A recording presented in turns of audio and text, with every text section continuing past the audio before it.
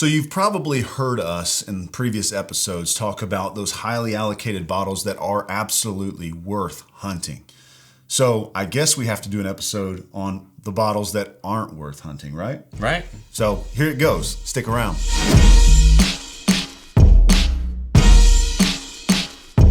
All right, so the secret's out. Bourbon Real Talk finally has a Patreon. Yes, we do. And we're very excited about it because we're going to be able to bring even more bourbon benefit to you as our viewer if you join our Patreon and get involved. Yep. So we're going to have lots of extra bonus content. There's going to be lives where we're going to be able to get on and interact personally with one another. We're going to be doing live events. There's going to be discounts on merch. We're even going to do some exclusive barrel picks. Oh, yeah. Yeah. So you don't want to miss it. Don't want to miss that. And it's a great way for you to support the channel. So head on over to our Patreon, check it out, see if there's a level that you're comfortable with, and just go down to the description and you'll be able to click the link. Yeah. So let's get right into today's episode. Like I said in the introduction, we did a recent episode that talked about the highly allocated bottles that we absolutely believe are worth hunting after. They're bottles we love, pours that are worth it. And so we thought that it would be beneficial to follow that up with another episode of those highly allocated bottles that we've tried multiple times and we just can't get our palates around them. They're just not worth the hype. They're not worth the pursuit. And so with that, we have to start with another disclaimer, and that is that, again, everybody's palate's different. Same disclaimer as the last time. It's just a different episode, guys. Right. Listen, this is what we think is our personal opinion on these bottles, all right? And we don't even agree on all of these. Yeah, and right? You'll see. There is a bottle in this group that I do not think that should be in this group. But we're going to get to that here in just a little bit. But we wanted to start that off with a disclaimer, just so you know that, hey, guys, if you love these pours, absolutely love that for you. Yeah. I wish I loved some of these pours more than I do. But this is just our only opinion. Yeah, and also understand that part of the way that I did this evaluation was based on the secondary price of these bottles. Because secondary price of the bottles is a very good way to identify how much effort it takes, right? Or money, because it's effort or money to get this level of bottle. Yep. And if the secondary price is so high that I know it's going to take me forever and a lot of relationship building to get the bottle, these are bottles that I'm like, I may not even spend that political capital with that store to get this bottle. Sure. So you've heard the term, is the juice worth the squeeze, right? And so that is exactly what we're talking about, except it's brown juice this time.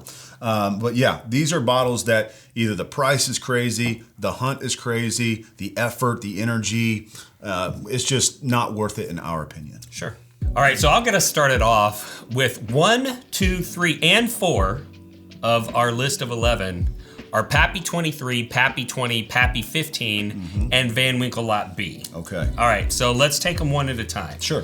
Pappy 23 and Pappy 20 are not worth the hunt, in my opinion, for the same reason. Right. They're just over-oaked. Overdone. Yep. To me, the last bottle of Pappy 20 that I owned, it literally tasted like vinegar. It had like this olive component to it. And when I tell people it tastes like a dirty martini, almost universally they all agree. Yep. And that's not what I'm looking for in a bourbon. Yep. And the secondary prices on those bottles has gotten so ridiculously high that I just feared that if somebody saw that as the creme de la creme and I have to have it, and they go out and they pay that price, they're going to be super disappointed in the flavor. I mean, those prices are $5,000 or more for some of those bottles right there. Yeah. And that's on the secondary, of course. And it's to me, it's like a well done steak, right? It just doesn't fit my palate well, but there's some people who love an overdone steak. And to me, Randy hit the nail on the head. It's just too much time. Too much time on the grill, too much time in the barrel, okay? Yeah. You get too much of those less desirable notes from the barrel influence than you do with some younger year stuff. And so totally agree on those. Now the Pappy 15, similar problem with that. Its secondary value is too freaking high. It's too much relationship building to get it for the flavor. It is a little bit over-oaked, but this was one that I almost didn't put on the list because this is a pour that I actually would drink. There are days that I've tried it where I'm like, this is just too much oak for me. And there are other days that I'm having a better palate day where I do enjoy it. So this one that I actually enjoy, I didn't drink the Pappy 20. Once I had sampled it, when I let somebody try it, I didn't drink it with them. The Pappy 15 I would drink with people, but just because of the secondary value, I put it on the list because the effort that it takes, it's just too much. And then the last one that I mentioned from the Van Winkle line, the Van Winkle Lot B, simply, it's just too low proof. Too low proof for me too, yeah. I've got one. I've hardly drank much of it myself. Of course, I let people try it when they come over. Same thing with the Old Rip 10 and some of those well-known names of bottles that are hard to find. But that's one that I don't personally prefer. A little too low proof, too sweet to me. I mean, it's just like candied dessert, and I'm just not. That's not my wheelhouse. But I totally agree on the 15. And to be honest with you, the reason it's on this list for me is not the flavor as much as it is the journey to get it. Yeah. Right? It's a good pour, but are good pours worth great measures? No. So it's one of those for me. It's not that much better. Right. It's not that much better than a Knob Creek single barrel, in my opinion, that you can find on the shelf. So I'm going to let you lead us off with number 5. Oh, of course you would, because this is the one that I don't think should be on this list. It is one of my favorite BTACs, and it is the Eagle Rare 17. Yeah. Now, I will say that the older version of the Eagle Rare, that was the 98 proof, 97 proof, somewhere in there? No, I think it was 90 proof. 90 proof. And then it went up to 101. 101, right. So the 101 is the one that I really like. It has a little bit more flavor, more robust for me. I guess you don't enjoy it, so I can have the rest of your bottle, right? Is that what you're saying? Well, so let me tell you why it's on the list for me. Don't hurt that thing. Again, that's precious to me and some of us out here watching. So let me tell you why it's on the list for me. So I had all of the BTAC lineup. Mm-hmm. So for those of you who don't know, Buffalo Trace has an annual antique collection release that includes George T. Stagg, William LaRue Weller, Eagle Rare 17, and then 2 Rye, Sazerac 18, and Thomas H. Handy. And so I had everything except for the Eagle Rare. Mm-hmm. And I wanted it so bad that I went out and I found a place to buy it, and it was $1,900. Wow. Okay. Which is an insane amount. Right. It's the most I've paid for a bottle of whiskey by far. Yeah. Probably by a factor of 3. Okay. And I opened it up, and I had it before, and it's just a little too oaky and a little too light for me. Mm. And so this is one that, kind of like the Pappy 15, on the right day, it does taste good to me. There are days that it doesn't taste good to me. Mm-hmm. But when I start thinking about, $1,900 worth of effort, yes, or $1,900 worth of money, mm-hmm. I would never do that again. Yeah. Ever. And I don't want anybody else out there that's chasing that experience to go after it for the wrong reasons. Yeah. And I can agree with you on that point. In my opinion, there are only very, very, very, very, very few whiskeys in the world that I would pay $1,000 for a bottle. Mm-hmm. That would be one of them. But $1,900, that's a steep paycheck right there for that bottle right there. That's just going to be memories, and while they may be great memories, it's just not worth that price. Now, do I love this pour? Yes. Do I absolutely recommend hunting it? Yes. Get after it. But if it's that steep of a price, I'd probably pass too. Well, and people who've been over to my house whenever I do bottle shares know that you can have anything that's on my wall. Even the top shelf stuff, I pour the top shelf, but I paid so much for this bottle that it's the only one that I wince a little on the inside when somebody goes, "Oh, that's the one I want to try." Yeah. I'm like, "Ugh," and there's $100. Right. When I think about that, that's what makes me go, this one's a little overhyped. Yeah. Did you know that bourbon can only be made in Kentucky? False. Truth is, bourbon can be made in any state in the United States. Well, did you know that good bourbon is only made in Kentucky? False again. Have you tried Still Austin? What's Still Austin? How'd you do that? Don't worry about it. Still Austin is a little bit different than others. First of all, they use heirloom grains. All of them are sourced from the state of Texas, which is going to create biodiversity, but it's also going to throw off some flavors that are a little bit more bold than what you're used to from the commodity grains from Kentucky. And 2, they use a column still. A lot of people have had negative experiences with Texas bourbon because it came off of a pot still and it throws off flavors that they're not used to. So you end up with a flavor that's bold enough to be considered a Texas whiskey, but not so off profile that if you're used to Kentucky, you're not gonna like it. So everything really is bigger in Texas. True. Everything is bigger in Texas, Wes. Still Austin. Bourbon Real Talk approved. To have a bottle shipped to your door or find a retailer, click the link in the video description. Number 6, Weller CYPB. Yeah, I can agree. I mean, I guess it depends on which one it is. I mean, I think that there's been some versions that are better than others, but at the end of the day, this is just a group of novice whiskey drinkers and may not even be really well-versed whiskey drinkers picking their favorite barrel, and that's what you get. So some years are maybe better than others, and some are absolutely not worth it at all. But it's choose your perfect bourbon. And so it's a crowdsourced thing that Buffalo Trace does. It's the white label. It's sitting right here. And it's one that, I mean, quite honestly, I've tried it in a blind against a really solid, Antique 107. Oh, gosh, yeah. And I like the Antique 107 more. Yeah. So, to me, I wouldn't spend a ton of time chasing this. I would be surprised if there's anybody who would taste this against 107 in a blind and pick CYPB. Yeah. I mean, it's just... No 107 comparison. is really good. Yeah, it blows out of water, and it's way more available, way cheaper, and way less effort. So if you want to sub that out with 107, get after it, because this one, again, it's very, very hit or miss. Really, it just depends on the year, and it depends on the crowd that was sourced, right? So that's what you're picking is a crowdsourced thing. It's more of a novelty, like to get a bottle of that, but you're not getting it for the juice. I mean, it's not worth it. Number 7 on the list, same category, Weller 12-year. So this is a bottle that it used to be a bottom shelf. It's still a screw top. Used to be, yeah. I mean, it's still a screw top. Top, most of them. And I can remember when they started to get rare, I was so shocked by it because I knew that it was bottom shelf whiskey. It's not expensive. And I started calling around to all of the small local liquor stores because I figured they're probably sold out at the big chains where people are going in and asking. But there was this gas station / liquor store by my house that they probably only sell like Jim Beam white label, And so I called them. They're like, yeah, we have 2 bottles. And I went in and picked them up. And quite honestly, it's too light and it's too oaky for me. And so I love the William LaRue Weller, which is also a 12-year of the same mash bill, but at the higher proof, it's great.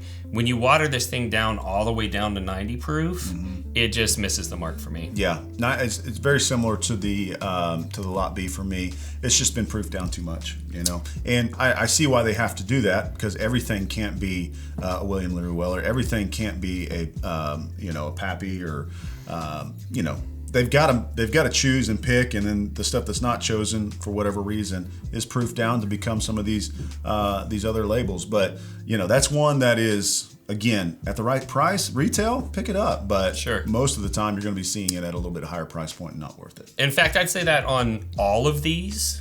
If you got the chance to buy them at MSRP and you didn't have to spend a bunch of time hunting, you weren't burning the opportunity to buy another better bottle with the store, I would pick any of these up at MSRP. Yeah. But these would be ones where if the store called me and said, you get 1 allocated bottle, these would be at the bottom of my list for me. Yeah. So we've been shown a lot of love to bourbons, but that's not the only whiskey we drink. We drink ryes too. And so number 8 on the list is Sazerac 18. Yeah. Maybe one of my least favorite ryes of all time. Okay. Yeah. I'm not, and if you know Bourbon Real Talk, you know that I'm not a big high rye guy. So that's no surprise that there's a rye out there that I don't really love. But there's one that we disagree on, and it is Thomas H. Handy, one of Randy's favorite ryes, and one of my, oh my gosh, I can't hardly take it. Okay. I don't like it at all. And Saz kind of fits into that kind of category for me. Not a big fan of it. I mean, I think that there's a lot better ryes out there for me personally, but I'm going to let you speak more to it because you're probably more of a rye fan than I am. I am, and I'll tell you that I've started to notice something that really good rye matures slightly faster than bourbon. And so you can get a really well-rounded rye at 4 to 6 years, where most of the time bourbon, you're not getting that well-rounded character until you're like 6 to 10 years old, right? But the reverse is true, that if you get a super high age rye, it's really easy to overdo it. You know, like it's like a burnt pizza that got left in the oven too long. And I start to taste on super high age ryes something that tastes like a burnt tire, like black burnt tire smoke. And I've had it on a number of the really high age Whistle Pigs. I've had it on high age Lock, Stock, and Barrel, and I get it on this Sazerac. Although I got it less on the Sazerac than I have some of the other really high age ryes. But after I actually got the opportunity last year to buy 2 Sazerac 18s at MSRP, and I did pick them both up. And of course, true to form, as soon as I got home, I cracked it and I tasted it, and I was like, this isn't as bad as I thought it was going to be. Yeah. But still one of those situations where if I was going to burn up an opportunity to get a bottle based on flavor, this would not be at the top of my list. Yeah. Yeah. Yeah, and I mean the next one is another one that we may differ on a little bit. I just got one of my first bottles of this, and it's the Willet Purple Tops. Of course, it's probably what you've heard them called. And really, what we were talking about on this list is 10 years and under. Yeah, I have a 9-year that I just recently got, and I think it's great. But this one that we have here is the 7-year, and I don't enjoy it as much. So I think that this is one that actually does better with a little bit higher age. Yeah, and so the story is that Willet was a non-distiller producer for their family estate bourbons and ryes. And so their family estate bourbons and ryes, the bourbons are purple top, the ryes are green top, and they were sourcing. And they had bought some barrels because they're friends with everybody in the region. They're one of the largest independent bottlers in Kentucky, so they bottle for a lot of other brands. But they had some barrel aging warehouses. They're picking up barrels, and they ended up with a handful of like super high age barrels from distilleries that normally don't age that long. And so those releases became legendary, and everybody wanted one of these really high age purple tops. So fast forward, now they're releasing some of their own juice that they distilled. Yeah. And they're kind of riding on the coattails of those old non-distiller produced whiskeys that were released. And they are just trading for stupid money on the secondary. Yeah. And so typically, you know, right now, I used to say $10 per year of age. It's getting up to $12 to $13 per year of age because of inflation. But it's not uncommon to see one of these trading for or selling retail for $20 to $25 per year of age, one, and then you'll see them on the secondary for $100 to $150 per year of age. Yeah. And so that's why I'm just like, the hype on these has just gotten a little bit beyond what the flavor is worth to me. If I get them at retail, I buy them because of the experiences that you create, but I'd never buy one of these on the secondary at those crazy prices. Maybe mine tastes so good because it was at retail. Yeah. So, and mine was at retail as well. I wanted it at a raffle. Well, this next one is one, we talked about the Saz 18 at that 18-year mark. It's just really hard to do it right. This one's a bourbon at 18 years, and it's the Elijah Craig 18. Yep. And for this one, honestly, I get nothing when I taste it. Yeah. It tastes like just wood. Burnt wood water. It's just water. like wood water. I mean, it's like, where's the flavor? It's gone. Where's the There's proof? no fruit. It's There's gone. You're not getting any of those flavor profiles that you normally get. Even the basic ones like vanilla and honey, or those sweeter components. They're gone, and it baffles me. But every time I've had it in a blind, I know exactly which one it is because it just tastes like really diluted bourbon. Yeah, and it reminds me a lot of like when you go to a Dusty bottle. Yeah, it's something that's like been around for 30 years or 40 years, and it's been lost so much proof over the years to where it's like a 60 proof whiskey now. Yeah, that's really what it tastes like to me. That's actually a very fair comparison, and this is one that I always have it on the shelf because people want to try it. And I've been lucky; I've been able to buy them at MSRP before I run out of my last bottle. But we've put this one in blinds I don't know how many times, and it always does poorly. Yeah, it does. Always does poorly. And so that's one I'd probably miss. And then number 11, last but not least, Belle Meade Honey.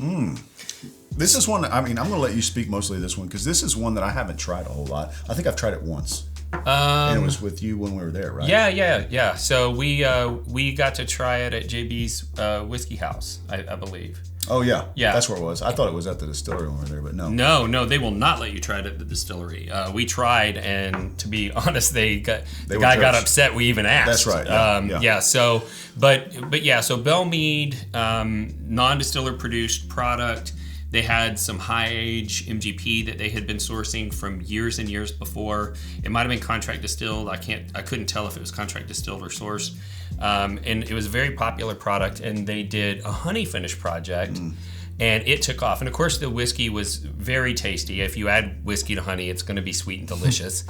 But all of a sudden, like, everyone started losing their minds. And I remember, I think it was a year or two ago, they had put out the sign-up sheet, because you have to sign up and earn and win the right to buy a bottle, and then you have to pick it up at the distillery. Yeah. And they put the sign-up sheet, and everyone's posting the sign-up sheet everywhere, and everyone's freaking out. And then the day that they announced who won, everybody was posting when they won and all that stuff. And you'll literally see on the secondary pictures from the Belle Meade parking lot where someone walked in, bought the bottle, walked out to their car, took a picture, and put it up for sale for some outrageous amount of money. Right. And honestly, it tastes like honey. Yeah. So if you want to taste honey that bad, then just get any decent pour and put some honey in it. Yeah, I think honey's like $4 at the grocery store. Just pour that in a really good bourbon, and you've got it. And I'm not saying it's not good, and I'm not saying that if I and for any of these bottles, with with some exceptions, if I got the chance to buy them at MSRP, I'm gonna buy them. Sure. And because I want to share them with people, and I want to give those experiences. But the level of hype for something that just is flavored with honey, I personally don't get it. Yeah. Yeah. Well, I mean, one of those things that is true in the bourbon community is, again, everybody is different. And that's what's beautiful about the whiskey community and Bourbon Real Talk community and Bourbon Real Talk in general, is that these spirits are meant to bring us together, not divide us. So Don't take this list the wrong way. We're not trying to be divisive in any way. These are just not our preferences, and we're trying to help you make a good decision when it comes to your bourbon hunting. Yeah, you get the opportunity to buy one of these. There are some others that I would steer you to first if you just, like I said, had the chance to buy one. But that kind of leads us into our show philosophy, right? We don't want to be divisive. We're about bringing people together here at Bourbon Real Talk. Mm-hmm. And that's something that's important to me, because I lost my brother to suicide in 2014. And I was looking for ways to create connection and community, because I know that part of my brother's, logic was that he didn't feel connected. He didn't feel like the people around him wanted him around for the future. And when I saw the connective power of whiskey, I had the thought that if I can find a way to get you connected to whiskey, the whiskey will do the rest of the job and get you connected to others, so that you don't have to feel alone, so that you know that you have a place. And so that's part of the reason why we started Bourbon Real Talk. But as I got deeper into that whiskey journey and got involved in the online forums, I did start to notice that there's a dark underbelly of troll behavior, where people are absolutely hateful to strangers online. And Wes noticed the same thing, and eventually convinced me to start Bourbon Real Talk Community, which is a troll-free environment where you can interact with other whiskey lovers.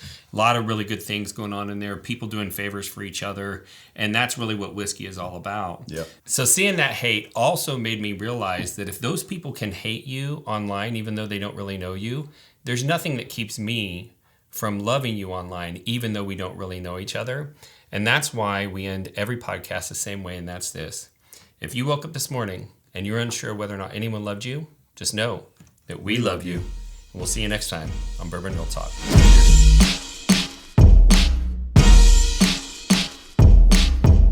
Sure, yeah, you get the opportunity to buy. Sorry. No worries. Work it out. It's choking me up, like just the passion. You ready? Yeah. So that Paparazzi song was like super popular when my kids were little.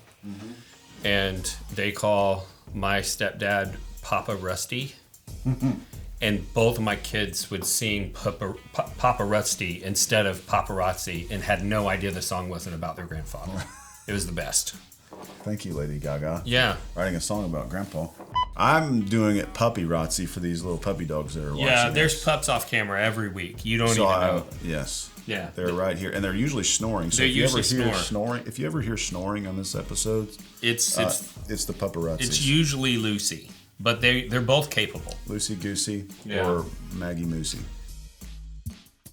I knew I was a bigger Bourbon Real Talk fan than you. How do you know that? Well, because I don't just use a prideful goat, Glenn. I got an official Bourbon Real Talk tumbler. Oh, yeah? Yeah. Well, I got this Bourbon Real Talk lanyard to carry my whiskey glass in. Oh, well, speaking of whiskey glasses, do you have one of these? No, I don't. Rocks glass. Oh, yeah? Yep, official. Well, I love my wife, and I bought her this official Whiskey Wife flask from Bourbon Real Talk. Well, that's cute and everything, but I got my wife one of these. Oh, yeah? Yeah. Well, You can just add your own liquor, and it's an actual cocktail right there in a jar. Me and my wife like to make cocktails, so we got this simple syrup off Oh, the do website. you? Yeah. Okay. Well, do you and your wife have one of these? This is an official sticker. You can only get these on the website.